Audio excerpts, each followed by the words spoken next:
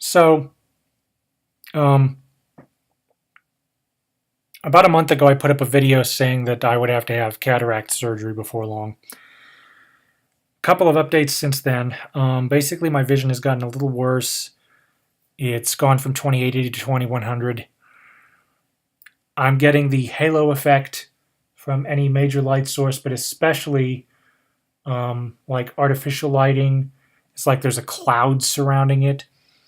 I've gone to speech access on my Amazon Fire TV because they recently redesigned the user interface and I can't see that text for anything. So I've gone to speech access instead. Um, so I'm looking at. I also talked to some relatives of mine. I talked to a relative of mine whose relative of ours has had the surgery in the past, two of them actually, and as a result, they said recovery was 6 to 8 weeks. So this coming up week at the time of this recording, I'm going to see about calling, making an appointment because I would need to have surgery no later than the middle of July in order for me to make a smooth transition into the fall semester. That said, my retinal specialist, for those of you who did not see the other video, my retinal specialist basically said that if there was no risk, we would have done this a long time ago. There's a risk of retinal detachment, which means that I could, and the key word is could, we don't know for certain, but I could lose my vision, or maybe not completely, but it could get worse. Even if I don't, I've been considering the other possible ramifications of being able to take less eye strain or whatever. Anything can happen. There's really no telling. So, in an effort to prepare myself, I've been looking at technology to help me make a smoother transition back into academia once the surgery is complete, especially if something were to happen. Now, I've actually been very interested in a lot of the recent developments in the Windows ecosystem. For those of you who do not know, I've been a Mac user for the last 15 years. Have always been Mac through and through. But now that Windows 10's come out, it's actually been doing pretty well. I like Windows 10. I'm going to be honest with you. I really like Windows 10. The only problem is trying to run it effectively on my little Huawei 8-inch tablet is, or not Huawei. This is the Huawei that's in front of me on the screen. The Chewy, that's it. The Chewy Hi 8-inch tablet. Trying to run Windows and JAWS effectively on that is a complete waste. Part of the problem is that the internal storage is so minuscule, roughly 16, 17 gigs, and they only give you about 8 to start. It's just terrible. And just loading my everyday stuff has really emptied out the storage like you wouldn't believe. So as a result, the system is really bogged down. Running JAWS on that system is pretty much a lost cause. There's not enough room to update Windows. I haven't yet figured out what's taking up the most space, and I really should probably do that to get Windows updated. But that's all strictly on the hardware. That has nothing to do with Windows itself. I've not used Windows for the last 15 years, and that's because of Windows Vista. But I've kept an eye on it. I've run betas of Windows. I really liked Windows 7. Windows 8 was meh. But I've run Windows 10. I've been actually very interested in Windows 10.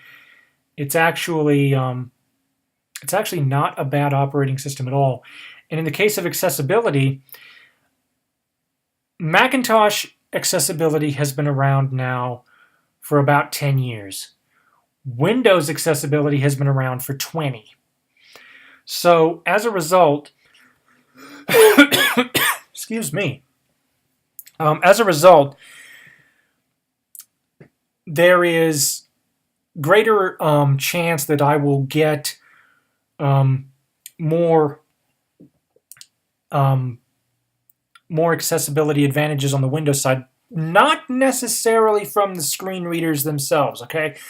Because I will say that comparing narrator to VoiceOver, VoiceOver runs circles around narrator, or at least it did in Windows 7. I haven't tried it in Windows 10, and I'm not about to make any judgment for or against, but the last time I used narrator, VoiceOver really ran circles around it. Now, here's the thing. The issue comes in at little things like PDFs, accessibility of PDFs. In academia, PDFs are your livelihood. You spend a lot of time reading PDFs. Unfortunately, for older images, particularly those that are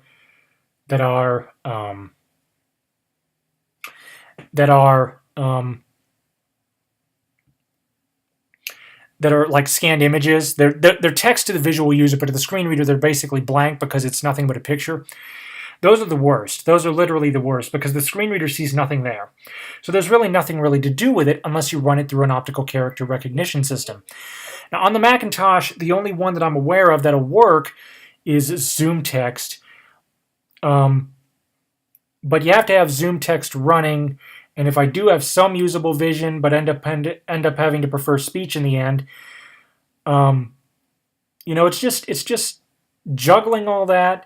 Plus, my MacBook Air is out of commission, so I don't really have a portable solution at the moment for running. There are 3 primary software items that I would run. Any word processor that is Microsoft Office compatible. Obviously including Microsoft Office itself, but I don't want to rule out Google Docs and whatnot. Adobe Reader, and it has to be Adobe Reader as far as accessibility is concerned because PDFs, Adobe's actually really sunk a lot of effort into making PDFs accessible. They even have an accessibility manager that you can run a PDF through to make sure that it is accessible. So that's really nice. So it has to be Adobe. So there's that. And also, this is the biggest one in terms of analyzing data. SPSS or something similar. Basically something that can do data analytics. And in terms of a portable solution, iOS and Android cannot handle that, especially SPSS. They could probably handle PDFs better than the desktop operating system, depending on what you use. But SPSS, you can't even read SPSS files on Android or iOS that I know of. So I'm looking at a couple of options here. Because I utilize Google's services because my university has invested in them. And I really, really like being able to store everything in the cloud. And if I'm going to do it, I prefer to have it stored in the university's cloud. That way it is at least somewhat protected as opposed to being fully out in the open on a third-party server. At least the university knows what's there. I just feel more comfortable that way. I use Google Drive. I use Google Docs. JAWS is compatible with Google Docs, but I haven't really gotten a VoiceOver to work with Google Docs. They say it's compatible. I'm not sure what I'm doing wrong. But in terms of a portable solution, I just don't feel like getting another portable Mac. And the other reason for that is because I've noticed that VoiceOver's actually gotten a lot of hiccups in the past. For instance, the Finder will be busy forever. Safari will sometimes lock up. I was in the storage recently, which is odd. I was in the About This Mac on the storage tab, and even that locked up. So it was odd. So anyway, I'm looking at the possibility of getting something like this Huawei MateBook. This is nice. This is not half bad for what you get. It even has a fingerprint scanner for Windows Hello. That, in my book, that is totally, totally awesome. And And it's also quite a bit cheaper than a new Macintosh too. And you're thinking, well, why would you want to go for the cheapest software, for the cheapest hardware? Because if I'm going to use JAWS for Windows, which I would honestly prefer, okay, because I used JAWS in high school from time to time. I dabbled in it. I taught JAWS at our local blindness recreation center, basically. So I'm very familiar with JAWS. I've used it in the past. I used it in my research. So if I were to go back to Windows, I would honestly prefer to stick with JAWS because it's what I know. So the JAWS software is $800, okay? So if you couple that to the tablet's price and the keyboard price, you can see we're almost to $2,000, probably north of $2,000 depending on the configuration. So there's the Huawei MateBook is a possibility. The new Microsoft Surface is a possibility. I've always liked the Surface because it's basically been Microsoft's own, and much like the reason I stuck to Apple for so long is because it's always been a turnkey solution. And I think Microsoft is trying their hand in it, and from what I could tell, being very successful. So Microsoft Surface is a solution, is a possibility. Now, speech isn't enough. Speech isn't enough. Speech without Braille is like watching a movie without the visuals. You just end up listening to it, and you can miss things. A multi-sensory approach is really, really advantageous. So, if I were to go with one of these mainstream solutions, I would want to go with a portable Braille display such as this one. In a prior video, I mentioned the Smart Beetle. Since then, they announced the Brailliant 14. The reason I'm very interested in the 14-character displays, or at the very least 20, is because if I were to get a display, I would want one display for everything. And that includes my phone, my Mac, my iPad, this Windows system, my iPhone, one display for everything. Because the displays are expensive. This particular display is $1,500. So you can see where I'm getting the $2,000 figure that we talked about a moment ago. Now, there are pluses and minuses. There's the mainstream technology. There's also being able to return individual components in case something happens. But there's a very big problem. There's a very big negative, particularly on the Windows side, and that is if the Windows machine locks up, then you're screwed. There's no speech output. There is no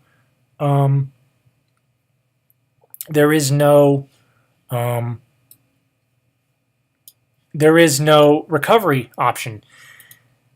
And that's where this comes in.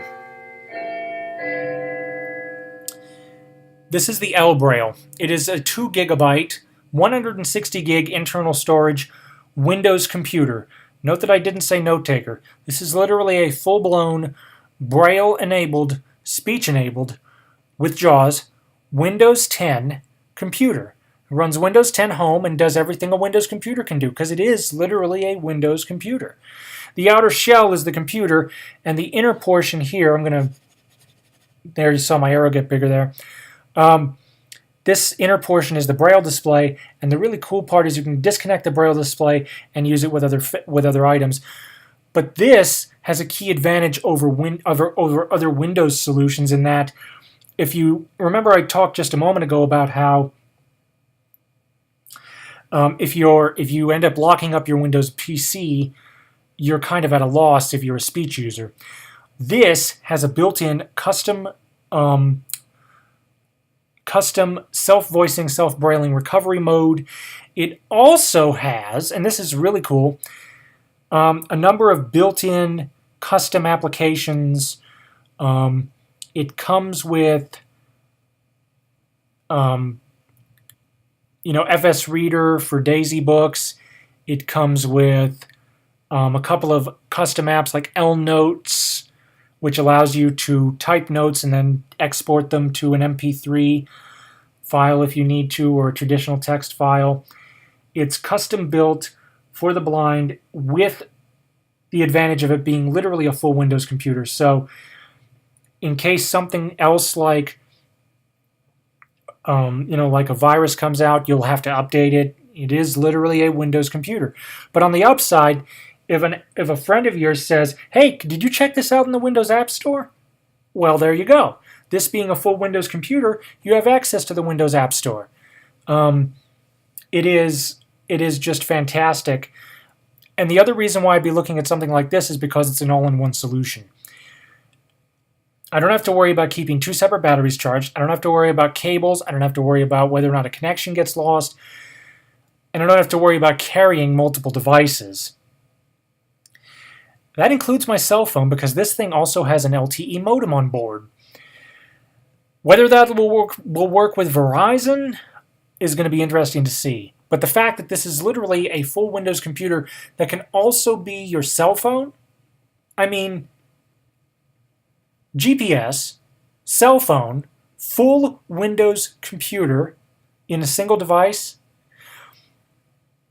I'd say that's a win-win. And the really cool part is this technology is expensive. I just mentioned $2,000 if you were to combine everything, the Braille display, the off-the-shelf computer, and the software. I suspect this is going to run about that price, maybe a little higher. But I mentioned a moment ago that you can detach the Braille display. That's important, because if you have a fully working Braille display and you have a fully working license of JAWS, then all you need to do is upgrade the computer, which is the outer shell portion here. That's the computer. You just upgrade that portion with new features, and it's a lot cheaper than having to upgrade a full system. Now, the interesting part, the reason I'm on the fence, is because there are pros and cons to each. With the mainstream solution, you get to use the same tablet everybody else is using, and you can show sighted people what you're doing. On the con side, you have that problem with the recovery that I mentioned. You also have the problem of losing a connection, which if I have my speech turned off and I'm using only Braille, you can see that being a problem if that connection gets lost and my Braille display goes blank, or if it shoots me back out to the information screen about the display. And also, again, like I said, needing to carry multiple devices. The upside and the downside on this is that it's a fully integrated solution. It is literally a Windows 10 computer. On the downside, it's going to be considerably more expensive when I would find out what the pricing is. But the reason I'm on the fence, I'm sorry, I trailed off. The reason I'm on the fence is because I use Google's ecosystem considerably more. I use Google, I use Amazon. I don't use iOS, Mac, or Windows in terms of their native ecosystems. That being said, I understand that JAWS has some tricks up its sleeve for handling things like PDFs, for handling things like Google Docs, for handling things like Amazon. And also, Windows has the advantage in that they've been around longer with accessibility, which means they have a leg up in terms of fine-tuning the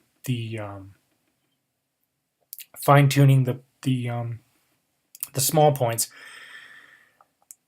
Another solution, though, is this. This is brand new. This is the BrailleSense Polaris. And it is an Android Lollipop tablet. 64 gigs of storage, 3 gigs of RAM, fully blindness accessible. But we have the problem of it being a mobile operating system as opposed to a desktop operating system.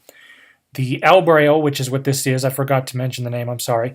The L-Braille, like I told you, it is literally a Windows 10 computer. You hook up a screen to the HDMI port, and somebody walking in on you would think that you're just using the same computer they have in their study. It is literally a Windows 10 computer, whereas this is a mainstream off-the-shelf Android tablet, but that can also be a problem. It's a mainstream off-the-shelf Android tablet in that, for instance, I for instance tried to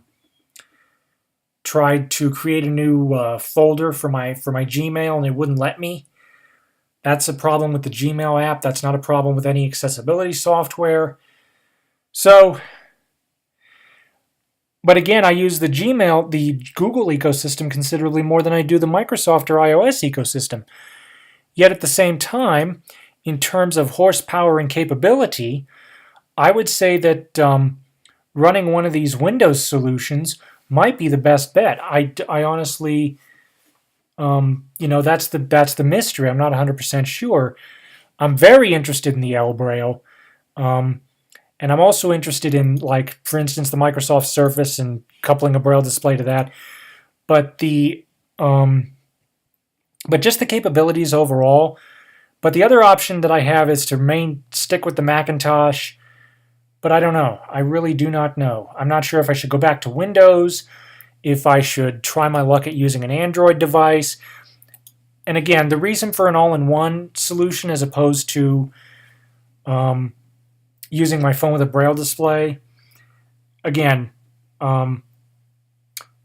connection issues. And apparently, for Android, you can't use USB Braille display support. It doesn't have it. You have to use Bluetooth, which stinks if your connection sucks. So it's really interesting. I'm honestly not sure what I should do. If I should stick to if I should go to Windows, if I should prepare to go to Windows, excuse me. If I should prepare to go to Windows, if I should just stick with the Mac, if I should go back to iOS, what I should do. And that's why I'm making this video. Any thoughts? I know that I've been touting the advantages of Windows, but I honestly don't know. I'm really having a hard time of it here. Thank you for watching. Comments are welcome, and have a nice day.